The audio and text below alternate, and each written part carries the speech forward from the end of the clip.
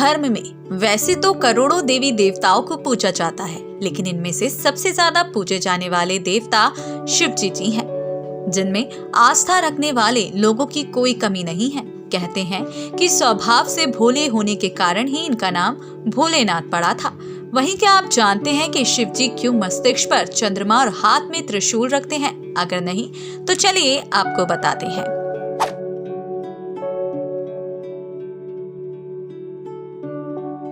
इस वीडियो को एंड तक देखें, साथ ही हमारे चैनल को सब्सक्राइब कर दें। कहते हैं सृष्टि के कण कण में शंकर विराजमान हैं।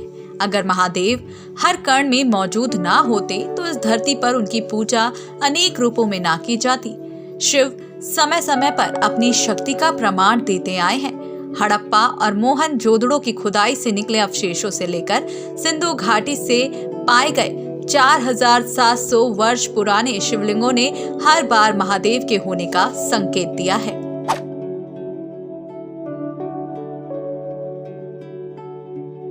महादेव का तीसरा नेत्र आदि ना जाने कितने रहस्य अपने अंदर समेटे हैं, जिसका वर्णन हमारे ग्रंथों में भी पाया गया है।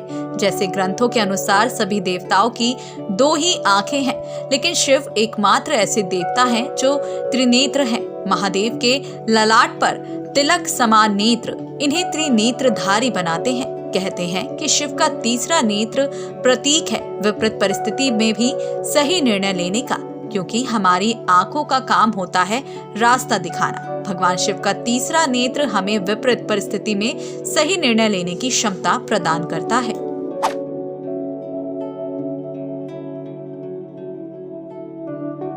जैसे हमारे शास्त्रों में महादेव के तीसरे नेत्र का वर्णन किया गया है, ठीक ऐसे ही शिव के भस्म रूपी अवतार को लेकर भी कई बातों का जिक्र किया गया है। जहां हमारे शास्त्रों में सभी देवी देवताओं को वस्त्र आभूषणों से सुसज्जित बताया गया है, तो वहीं भगवान शंकर को सिर्फ हिरण की खाल लपेटे और तन पर भस्म शिव के वस्त्र समान बताए गए हैं। भस्म धारण करने वाले शिव संसार को ये संदेश देते हैं कि परिस्थितियों के अनुसार अपने आप को ढालना मनुष्य का सबसे बड़ा गुण है।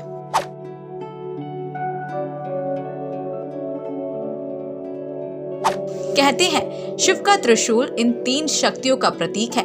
कहा जाता है कि जब सृष्टि का आरंभ हुआ और ब्रह्मनाद से शिव जी प्रकट हुए, तो साथ ही रज तम सत ने ये तीनों गुण भी प्रकट हुए। यही तीनों गुण शिव के 3 शूल बने, जिसे त्रिशूल कहा गया है।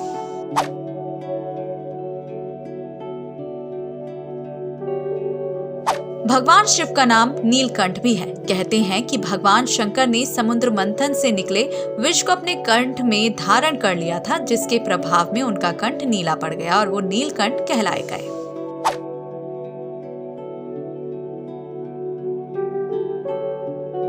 भगवान शिव को जहां अनेकों नाम से जाना जाता है, वहीं शंकर को भालचंद्र भी कहा जाता है।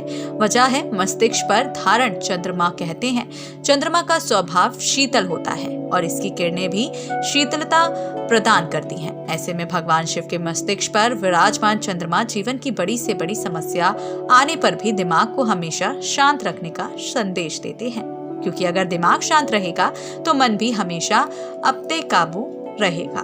धर्म से जुड़ी डेली अपडेट्स के लिए हमारे चैनल को सब्सक्राइब करें।